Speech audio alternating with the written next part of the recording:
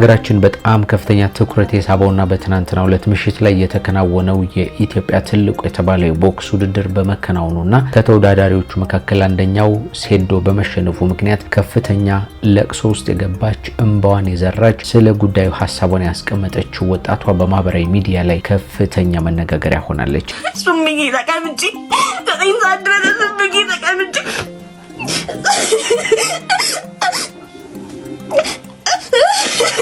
እቺ ልጅ እውነት ሴዶ ስለተሸነፈ ብቻ ነው ያለቀሰችው ወይስ ሌላ ምስጢር አለ የሚለውን መርምረን እንድንማማርበት እናነሳዋለን። ይህንን ትልቅ የቦክስ ውድድር ሐሳቡን በማምጣት በማዘጋጀት ውድድሩ እዚህ ስኬት ላይ እንዲደርስ ያደረገው ከጀርባ ያለው ትልቅ ሰው ማን ነው የሚለውንም አንስተን እንነጋገራለን። በዚህ ውድድር ላይ የፍጻሜ ተፋላሚ የነበሩት አሸናፊው ጆን የሚሆን ተሸናፊው ሴዶ የቀጣይ ጉዟቸው ምን ይመስላል? በተለይ ደግሞ ሴዶ ይህንን አጋጣሚ ተጠቅሞ ለህይወቱ ስንቅ የሚሆነውን መንገድ እያመቻቸ ይገኛል። አበሻ ሴዶ ተሸነፈ ብላችሁ እያወራችሁ ነው። ይህንንም እናነሳለን። ይህንን ትልቅ ውድድር ለመመልከት ወደ አዳራሹ ከገቡ ታዋቂ ማህበራዊ ሚዲያ ተጽዕኖ ፈጣሪዎች መካከል አንዷ የሆነችው ተወዳጇ ጃኒ በቴሌቪዥን ጣቢያም ቃለ መጠይቅ ላይ ያነሳችው ሐሳብና የተጠቀመችው ቃል ከፍተኛ ውርጅብኝ ያመጣባት ይገኛል። ሴዶ አያ ነው ማለት ይጋፋል እንጂ አይችልም።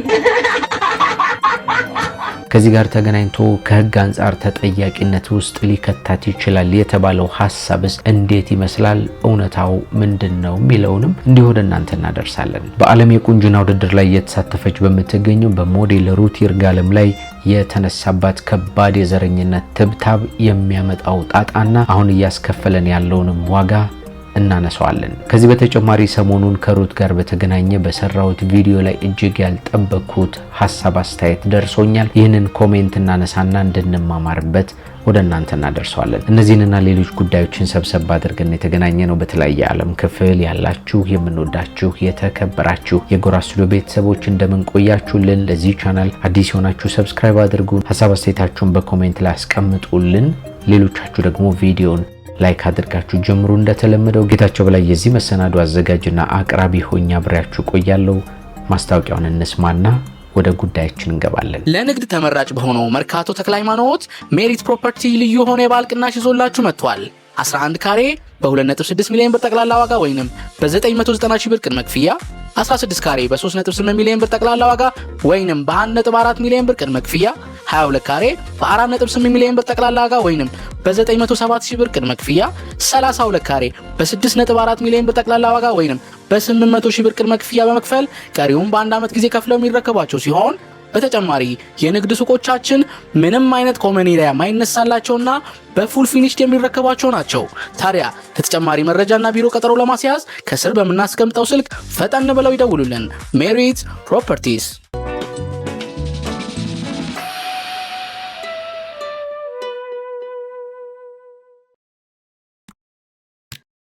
በመግቢያችን ላይ እንዳነሳውላችሁ በዓለም የቁንጅና ውድድር ላይ የተሳተፈች በምትገኘው በሞዴል ሩት ይርጋለም ላይ የተነሳባት የዘረኝነት ትብታብ እንደ ሀገር እያስከፈለን ያለው ዋጋና ይህንንም አስመልክቶ የተሰጡ ከባድ አስተያየቶችን እንድንማማርባቸው እናነሳቸዋለሁ ብያቸዋለሁ። ስለዚህ እሱን እንመለከታለን። እንደምታውቁት የዓለም የቁንጅና ውድድር ሊጀምር ጥቂት ቀናት ብቻ ሲቀሩ ታላቅ እህቷን በሞት የተነጠቀችውና በሰው እጅ የጠፋችባት ይች ተወዳጅ ሞዴል ኢትዮጵያን በመወከል ሀዘኗን ተቋቁማ እንባዋን አበሳ ወደ ዓለም የቁንጅና ውድድር መድረክ ላይ አቅንታለች። ኢትዮጵያን ወክላ ደግሞ በጣም ትልቅ የሚባሉ ስኬቶችን በማስመዝገብ ላይ ትገኛለች ከሰሞኑና ታዲያ በዚህ ሰዓት ወደ 40ዎቹ ምርጦች እንድትገባ በአፍሪካ ራውንድ በኩል በህዝብ ምርጫ እየተመረጠች ትገኛለች። በአንደኝነት ደግሞ ኤርትራዊቷ ሞዴል እየመራች ትገኛለች። በሁለተኛ ደረጃ ሩት ይርጋለም እየተከተለች ነው ማለት ነው። ከዚህ ጋር ተገናኝቶ የተለያዩ ሐሳቦችን እየሰጠን ኢትዮጵያውያን ምርጫ እንዲመርጡ ቅስቀሳዎችን ስናደርግ መሰንበታችንን ሁላችሁም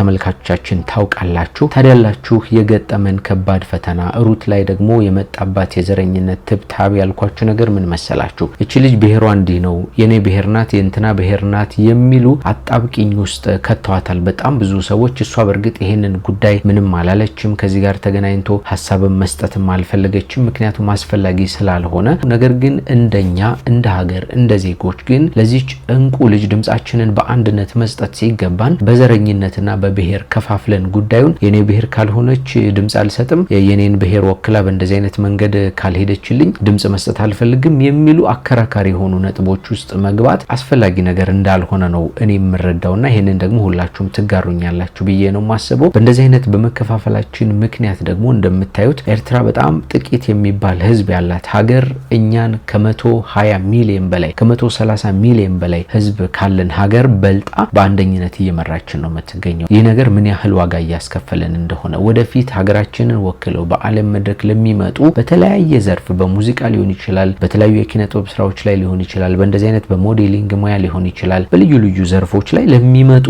ተወካዮቻችን የምንሰጠው ድምጽና ድጋፍ በእንደዚህ አይነት መንገድ ከተከፋፈለ በጣም አደጋ ነው የሚሆነውና እንዲህ ባናደርግ የሚል መልእክት ለማስተላለፍ ነው። እንደምታውቁት ሀገር ነች። ውስጣዊ ችግሮች ሊኖሩ ይችላሉ፣ እርስ በርሳችን የተፈጠሩ ችግሮች ሊኖሩ ይችላሉ። ግን አንድ ሰው ሀገሩን ወክሎ በዓለም መድረክ እስከወጣ ድረስ ሁላችንንም ይመለከተናል፣ ሁላችንንም ያካተተ ነውና ጎሳችንን፣ ብሔራችንን፣ ሌሎች አይነት መከፋፈሎቻችንን እዚሁ ሀገር ቤት ትተን እንደ ዓለም አይነት ውድድሮች ሲፈጠሩ ግን እንደ ሀገር መቆም የሁላችንም ኃላፊነት ነው ለማለት ነው። ሌላው ግን ሰሞኑን በሰራናቸው ቪዲዮዎች ላይ አንድ ያልጠበቅኩት አስተያየት ተሰጥቶ ስለተመለከትኩኝና ብንማርበት ብዬ ከዚህ ነገር ላይ ለማንሳት ፈለግኩ አንድ ሐሳብ። እንዳልኳችሁ ሩትን እንምረጣት፣ አንደኛ እናድርጋት፣ ከኤርትራዊቷ የተሻለ ደረጃ ማስቀመጥ ይጠበቅብናል እንደ ህዝብ ብዛታችን፣ ከዛ ደግሞ እንደ ኢትዮጵያ አንድነታችን ከፍ ያለ ነገር ያስፈልጋታል የሚል ሐሳብ እየሰጠሁ ነበር ከሰሞኑ ሁላችሁም እንደተመለከታችሁት። ታዲያ ከዚህ ነገር ጋር ተገናኝቶ የተሰጠኝ ኮሜንት ምን አይነት ሐሳብ ያለው መሰላችሁ? አንተ ዘረኛ ነህ ይላል። ጭራሽ አንተ ዘረኛ ነህ፣ ኤርትራዊቷም ሆነች ኢትዮጵያዊቷ ብታሸንፍ ምን ችግር አለው? ሁለቱም የሀገራችን ሰዎች ናቸው፣ ሁለቱንም መደገፍ ይጠበቅብናል። በእንደዛ አይነት መንገድ ነበረ መናገር የነበረብህ እንጂ ሩትን አስበልጠህ ሩትን ምረጧት እንዴት ትላለህ አይነት የሚል ሐሳብ ያለው ነው። እስካሁን የተለያዩ ቪዲዮችን ወደ እናንተ ሳደርስ ኤርትራውያንን የሚነካ ኤርትራውያንን የሚሳደብ ወይ ደግሞ ሌላ ክፉ ነገር በፍጹም ተናግሬ ያላቅም፣ ወደፊትም መናገር አልፈልግም። ምክንያቱም ኤርትራውያን ልክ እንደኛው አይነት ህዝቦች ወንድሞቻችን፣ በሃይማኖት፣ በቀለማችን፣ በአስተሳሰባችን፣ በምግባችን፣ በባህላችን፣ በሃይማኖታችን በተለያየ መንገድ ተመሳሳይነት ያላቸው ወንድሞቻችን የሆኑ ህዝቦች ናቸው እንደምታውቁትና ከዚህ አንጻር በጣም ወዳቸዋለሁ፣ በጣም አከብራቸዋለሁ። ምናልባትም ከየትኛውም ሀገር በተሻለ ከኢትዮጵያ ቀጥሎ አክብሮት ልሰጣቸው የሚችል ልወዳቸው የሚችል ህዝቦች ናቸው። ምክንያቱም ልንለያይ የምንችል አይነት ስላልሆነን ማለት ነው። ይሄኛው ግን ከሀገራችን ጋር ነው ውድድሩ። ስለዚህ ይህ የሀገር ጉዳይ ነውና ኢትዮጵያን አስቀድሜ ሩትን ከኤርትራዊቷ የተሻለ ውጤት ማስገኘት አለብን የሚል ሐሳብ ነው የሰጠሁትና ከዚህ አንጻር እናንተም በመልካም መንገድ ትረዱታላችሁ ብዬ አስባለሁ። እንዲያው ግን ሀገራዊ ጉዳይ ሲገጥመን በምን አይነት መንገድ ነው የሌሎች ሀገር ሰዎችን ማስተናገድ ያለብን? ኦፍ ኮርስ ማክበር አለብን። ኦፍ ኮርስ የነሱን መልካም እድል እንዲገጥማቸው መመኘት አለብን። ግን ደግሞ ከሀገራችን የሚበልጥ ምንም ነገር የለምና ላስቀድም የሚችለው ኢትዮጵያዊቷን ነው። ከዚህ አንጻር ነው ሩትን ምረጧት ብዬ ሐሳብ ያቀረብኩትና በዚህ መንገድ እንድትረዱት አንዳንድ አስተያየት ሰጪዎች ለማለት ያህል ነው እንጂ ኤርትራውያንን ጠልቼ ወይ ደግሞ በሌላ መንገድ ተናግሬ አይደለም። ክፉ ቃልም በፍጹም አልተናገርኩም ለማለት ነው። ወደ ተከታይ መረጃ እንለፍ።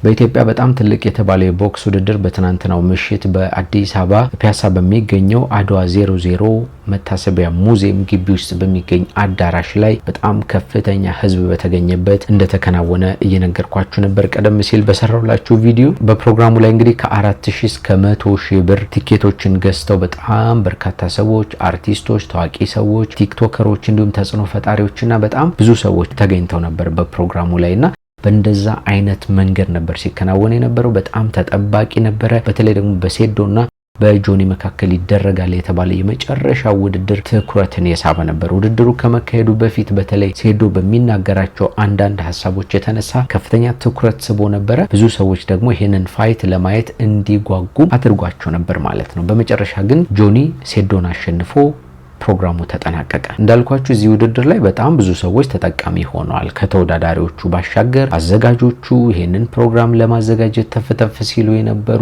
ካሜራ ባለሙያዎች፣ የሚዲያ ባለሙያዎች ሊሆኑ ይችላሉ፣ የማስታወቂያ ባለሙያዎች፣ ሌሎች በጣም በርካታ ሰዎች በአንድም በሌላ መንገድ አነሰም በዛም የየራሳቸው ጥቅም እያገኙበት ይገኛሉ። ሌላው ነገር ደግሞ ወጣቶች ለመዝናኛነት እንዲጠቀሙበት ከፍተኛ ትኩረት እንዲያገኝ አድርጎታልና ታዲያ ይህ ለወጣቶች በጣም አዝናኝ የተባለው ፕሮግራም እንዲሳካ እንዲከናወን ከዚህ ነገር ጀርባ ያለው ሰው ማን ነው ብላችሁ ለጠየቃችሁኝ ሁሉ ጌታቸው ተብሎ ይጠራል። እዚሁ ማህበራዊ ሚዲያዎች ላይ ታውቁታላችሁ ብዬ አስባለሁ።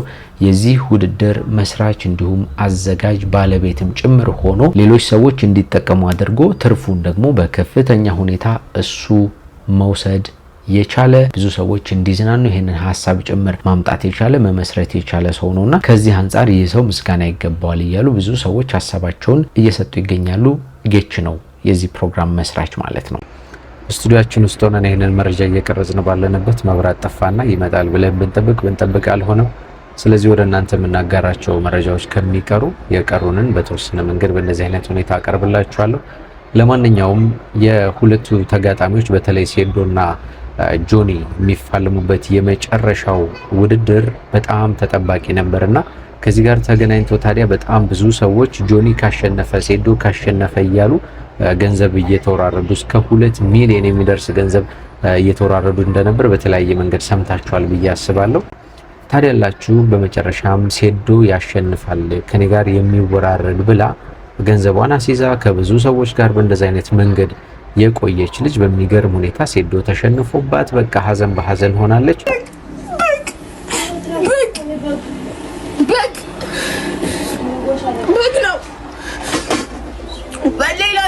ነው ደሞኒ አሰባሚ የመቀበጥ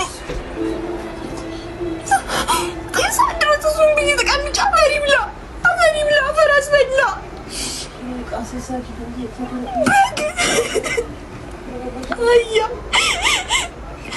አያ ወንድ ባዚህ ማያ ነው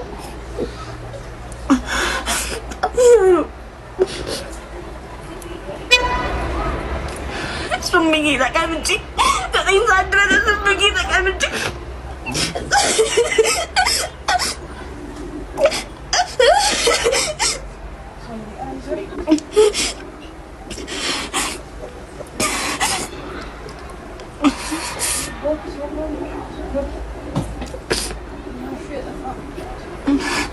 ጃኒ ኮኔ ቀድሞ አህያ ነው ስትል ማለት ነው። ወላሂ ላዚም አህያ ነው ስትል ማመን ነበረብኝ። በሌለኝ ብር ከስንቱ ጋር ነው ያስያዝኩት።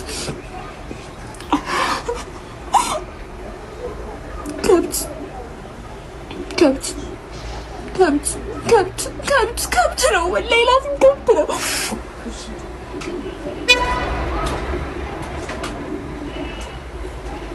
ቻዩ ላይ እንዲህ ምን ልቻለው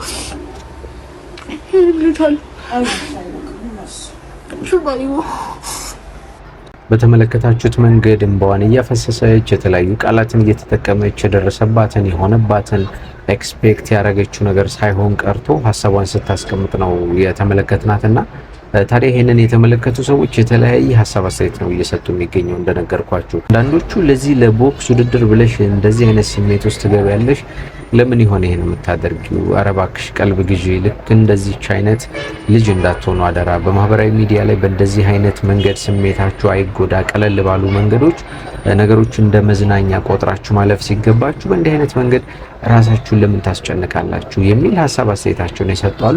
በሌላ በኩል ግን ያስያዘችው ገንዘብ እኮ ነው እንዲህ የሚያስለቅሳት፣ ገንዘቧን ስለተበላች ነው ብለው ደግሞ ሀሳባቸውን ይሰጣሉ። እና እንዲህ የምታደርጉ ሰዎች በተለይ ደግሞ ገንዘብ አስይዛችሁ እንትና ያሸንፋል እንትና እንዲሆናል የምትሉ ሰዎች እባካችሁን ጥንቃቄ አድርጉ። ስሜታችሁ ሊጎዳ ይችላል። ያላሰባችሁት ነገር ሊፈጠርባችሁ ይችላል። ምክንያቱም ጉዳዩ እንደ ቁማር ቆጠሩት። ቁማር ደግሞ ስትበሉ ሊያስደስት ይችላል፣ ስትሸነፉ ሲወሰድ ግን በዚያው ልክ ነውና ጥንቃቄ ማድረግ በጣም አስፈላጊ ስለሆነ ከዚህች ልጅ ታሪክ አንድ ሁለት ቁም ነገሮችን እንድንወስድ በሚል ነው ሀሳቡን ያቀረብንላችሁ።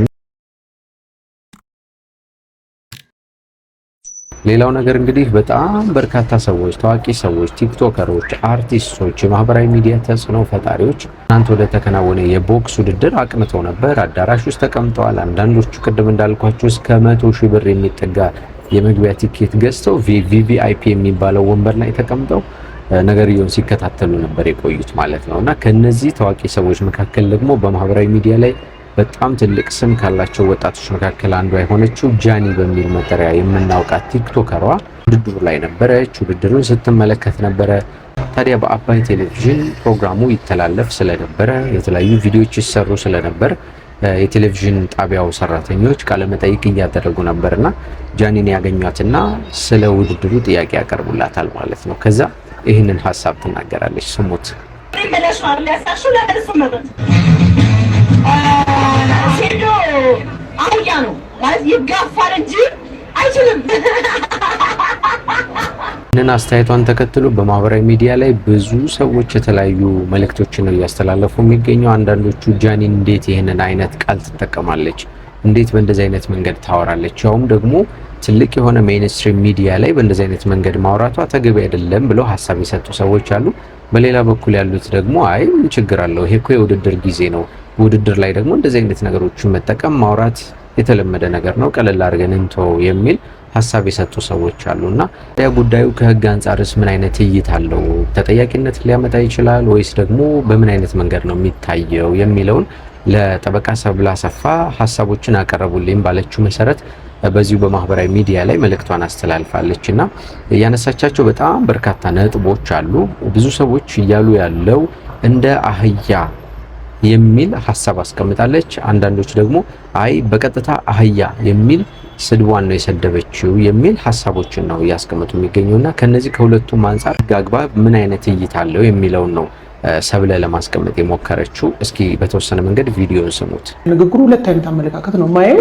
በአንድ በኩል እንደ አህያ ነው የሚራገጠው፣ የሚጠቀማቸው ቴክኒኮች የመጋፋትና የመረጋገጥ ስለሆነ ሊያሸንፍ አይችልም ብዬ ነው ብሩን ያስያዝኩት ነው የምትለው ነው። በሌላ በኩል ደግሞ አህያ ብለዋለች የሚል ነው። እንግዲህ የድግቷ ከአውዱን በምናይበት ሰዓት ከኮንቴክስቱም አንፃር የችሎታውን የጆኒንና የሴዶን የማነጻጸር ይመስላልና እንደ አህያ የሚል አይነት አገላለጽ የተጠቀመች ነው የሚመስለው። እንደ አህያ የሚል አገላለጽ ከሆነ በቀጥታ ስድብና ማዋረድ ላይሆን ይችላል። እነኚህ ሰዎች ፐብሊክ ፊገር ናቸው። ውድድሩ ፐብሊክ በመሆኑ በዛ አግባብ የተሰጠ ኮሜንት አስተያየት ነውና ኢንቴንሽናሊ የልጁን ክብርና ስም ለማዋረድ አይደለም፣ ወንጀል አይደለም ሊባል ይችላል። ነገር ግን ሴዶ አህያ ነው የሚል በቀጥታ እንደዚህ የልጁን ክብር የሚያዋርድ አይነት ቀጥታ የሆነ አህያ ነው የሚል ቃል ተጠቅማ ከሆነ ግን ይሄ ነገር ምንም በኢፌዴሪ ወንጀል ሕግ አንቀጽ 615 መሰረት እንደ ስድብና ማዋረድ ተቆጥሮ በቀላል እስራት በ3 ወር ድረስ ሊያስቀጣ የሚችል ነው። ሌላው ግን ሴዶ በዚህ ጉዳይ ላይ ተሰድቤያለሁ ብሎ እሱም የስድብ አጸፋ ከመለሰ በማህበራዊ ሚዲያ ላይ ሚዛናዊ እይታ እንዲኖር ፍርድ ቤቶቹ ሊያደርጉ ይችላሉ የሚል ነው ሌላኛው ሀሳቧ ማለት ነው። ስለዚህ ከህግ አግባብ ተጠያቂነትን ሊያመጣ የሚችል ነገር መሆኑን ነው ጀነራሊ የተረዳ ነው ነገር ማለት ነውና ያሉ ድርጊቶች እንግዲህ ጃኒ እንደ ጃኒ ይህንን ተግባር ፈጸሙ የሚባሉ ሰዎች ለምሳሌ ጉዳዩ ወደ ህግ ቢሄድ በይፋ ይቅርታ በማለት የወንጀል ተጠያቂነቱን ማስቀረት ትችላለች። እንዲሁም አባይ ሚዲያም ይህንን ነገር መቁረጥ ይቻል ነበረ። እንደዚህ የሰዎችን ክብር ሊያዋርድና ሊነካ ይችላል የሚባሉ ንግግሮችን ሳይቆርጡ በቀጥታ መልቀቅ የሚዲያውን ኢቲክስም ጥያቄዎች ሊከትም ይችላልና ልጅቷንም ላላስፈላጊ ውዝግብና ሌላ እንትኑስ የሚከት ስለሆነ በዚህ መልኩ ሊታይ ይችላል እና ዋናው የጃኒን ነገር አንስተን ይህንን ገጠመኝ ወደ እናንተ ለማድረስ የፈለግንበት ምክንያት ሚዲያ ላይ ወጣችሁ ቃለመጠይቅም ላይ ይሁን ቪዲዮ ተሰሩ ይሁን በማህበራዊ ሚዲያ ላይ ይሁን ደግሞ በተለይ ትልልቅ ሚዲያዎች ላይ እንደዚህ እንደ አባይ ቴሌቪዥን እንደ ኢቢኤስ ቴሌቪዥን እና ሌሎች አይነት የሜይንስትሪም ሚዲያዎች ላይ ሄዳችሁ ስታቀርቡ የምትጠቀሟቸው ቃላት ጥንቃቄ የተሞላባቸው መሆን አለባቸው። ሰዎችን ክብራቸውን ዝቅ የማያደርግ የሰዎችን ክብር የማይነካ ብቻ በአጠቃላይ ስነ ምግባር የተሞላበት መሆን አለበት ነውና የሚዲያ አጠቃቀማችን ለዛ ያለው መሆን አለበት። ሰዎችን የማይጎዳ ሰዎችን የማይነካ መሆን አለበት ነው ዋናው ነጥባችንና ከዚህ አንፃር ሁላችንም እንድንማማርበት ወደፊት ሚዲያ ላይ ስንወጣ ያልወጣንም ሰዎች ካለን ስንወጣ በምን አይነት መንገድ ነው ሐሳባችንን መግለጽ ያለብን የሚለውን እንድንገነዘብበት ነው የጃኒን ነገር ያነሳ ነው። ስለዚህ ሁላችሁም መልካም ነገሮች እንዳገኛችሁ ባለሙሉ ተስፋ ነን። እጅግ የምንወዳችሁ የምናከብራችሁ ጎራ ስቱዲዮ ቤተሰቦች እንደምታውቁት ቻናላችሁን ወቅታዊ፣ ማህበራዊ እንዲሁም አዝናኝና አስተማሪ የሆኑ ልዩ ልዩ ታሪኮችን በእነዚህ አይነት መንገድ እየዳሰሰ ያቀርብላችኋል። ዛሬም ከዝግጅቶቻችን በርካታ ቁም ነገሮች እንዳገኛችሁ ባለሙሉ ተስፋ ነን። እኛን ተቀዳሚ ምርጫ አድርጋችሁ የምትከታተሉን ሁላችሁንም በጣም ነው የምናመሰግነው። በሚቀጥለው ደግሞ እንገናኛለን። ግን እስከዚያ ለዚህ ቻናል አዲስ የሆናችሁ ሰብስክራይብ አድርጉ። ሀሳብ አስተያየታችሁንም በኮሜንት ላይ ማስቀመጥ ትችላላችሁ። ቪዲዮን ደግሞ እንደተለመደው ላይክ አድርጉ። ጌታቸው በላይ አብሬያችሁ ቆይታ አድርጌያለሁ። ሌላ ቀን እስክንገናኝ ሰላም ጊዜ። ለንግድ ተመራጭ በሆነው መርካቶ ተክለ ሃይማኖት ሜሪት ፕሮፐርቲ ልዩ የሆነ የበዓል ቅናሽ ይዞላችሁ መጥቷል። 11 ካሬ በ2.6 ሚሊዮን ብር ጠቅላላ ዋጋ ወይንም በ990 ሺህ ብር ቅድመ ክፍያ፣ 16 ካሬ በ3.8 ሚሊዮን ብር ጠቅላላ ዋጋ ወይንም በ1.4 ሚሊዮን ብር ቅድመ ክፍያ፣ 22 ካሬ በ4.8 ሚሊዮን ብር ጠቅላላ ዋጋ ወይንም በ907 ሺህ ብር ቅድመ ክፍያ፣ 32 ካሬ በ6.4 ሚሊዮን ብር ጠቅላላ ዋጋ ወይንም በ800 ሺህ ብር ቅድመ ክፍያ በመክፈል ቀሪውን በአንድ ዓመት ጊዜ ከፍለው የሚረከቧቸው ሲሆን በተጨማሪ የንግድ ሱቆቻችን ምንም አይነት ኮመን ኤሪያ ማይነሳላቸውና በፉል ፊኒሽድ የሚረከቧቸው ናቸው። ታዲያ ለተጨማሪ መረጃና ቢሮ ቀጠሮ ለማስያዝ ከስር በምናስቀምጠው ስልክ ፈጠን ብለው ይደውሉልን። ሜሪት ፕሮፐርቲስ